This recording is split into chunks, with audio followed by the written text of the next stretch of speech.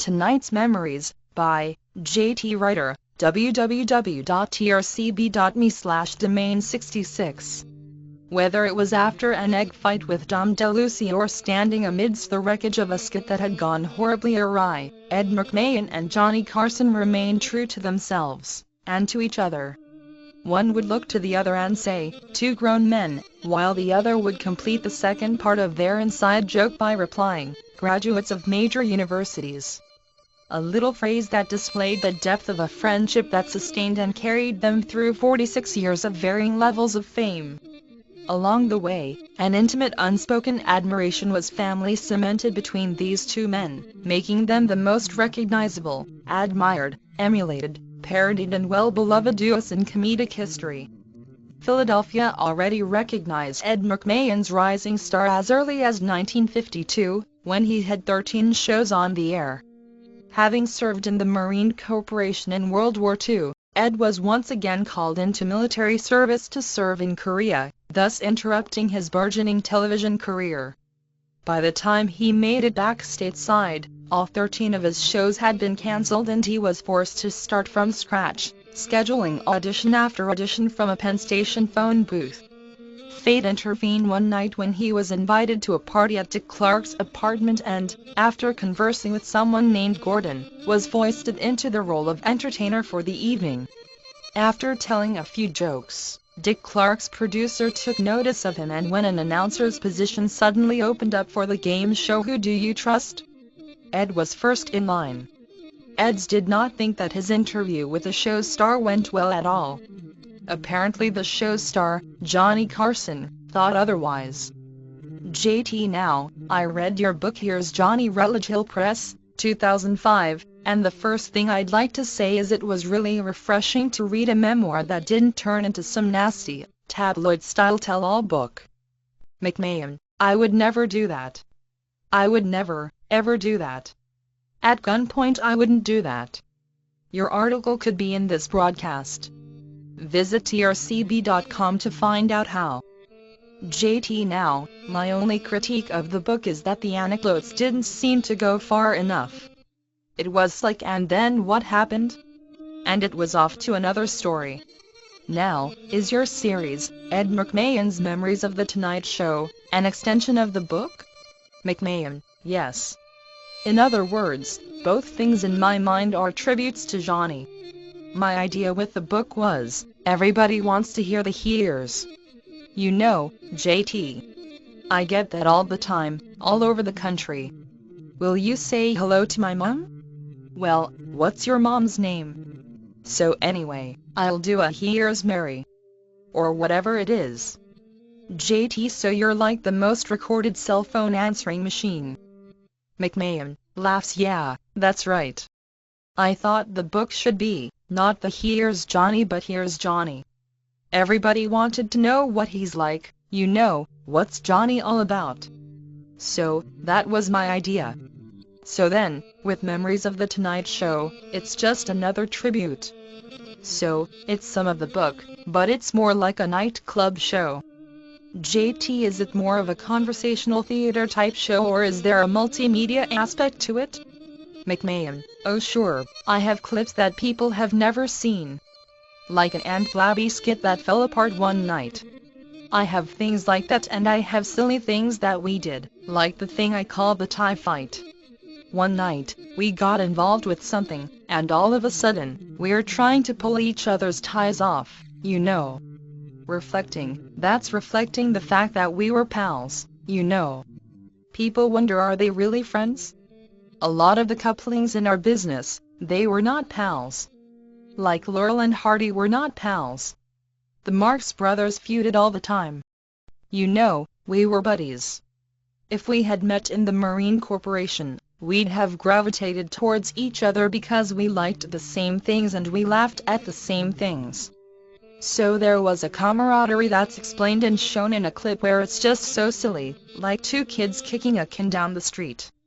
There's this humor and the feeling that you know what the other guy is going to do. That's pretty good if you have a coupling like that.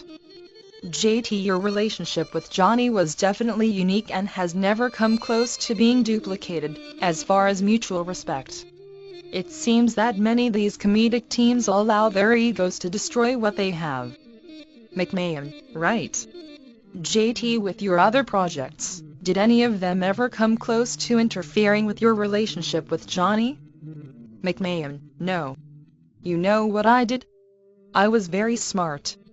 What I did was, I always went in and took everything by him. When I got that film Fun with Dick and Jane, with Jane Fonda and George Segal, that was a big moment for me. Well, before that happened, I went to him. I would go to him and run everything by and say, what do you think about this? What do you think about Star Search? You know, other people didn't do that and got in a lot of trouble. JT, now, going way back, when you were paired with Johnny on the game show, Who Do You Trust? In 1957, do you think that you both would have made it as big had The Tonight Show not been available as your vehicle? McMahon, I think so, because I was doing other shows in Philadelphia. My attitude was, I just thought that, Who Do You Trust? Was fine. That was a big thing to me, a network show and so forth. If it hadn't have worked, I would have gone back to Philadelphia, or I'd keep plugging in New York, and do something else, you know. I don't think there was any question. You know, we both had talent and it was unique that we found each other. When I say in my motivational speeches, ran into a guy named Johnny Carson. Well, that old phrase, hitch your wagon to a star. I hooked my wagon to a star. JT, later on, when you would do various tours across the country, performing at state fairs and such, would you ever arrive in some backwater dump and just look at each other and say, why are we doing this? McMahon laughs. That's a good question. You've done your homework. Anyway, we always had a great spot. We'd do like the Ohio State Fair, we'd play the New York State Fair. We always geared what we were doing right to the audience.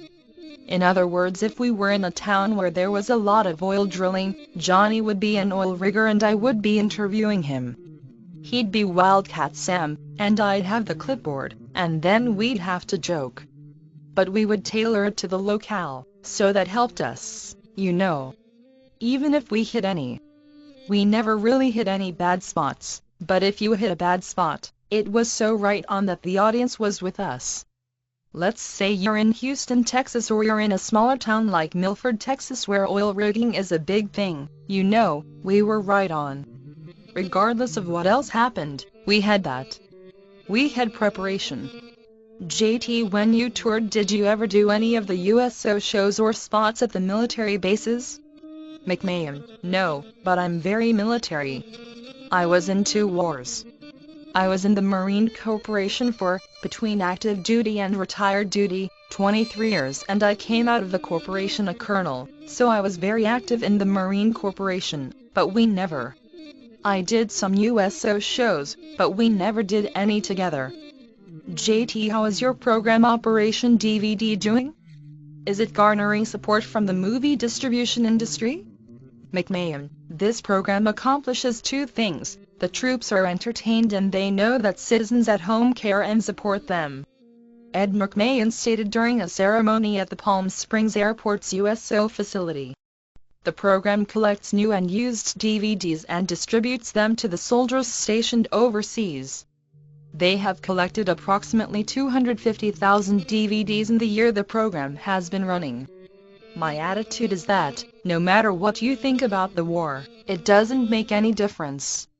Young men are fighting it, so you've got to support them. JT, I was never in the military, but I have been in the quasi-law enforcement arena, and a lot of people would look at this and say, are people just sitting around in Iraq watching DVDs all day? And they don't understand that that type of life is 90% tedium and 10% sheer terror.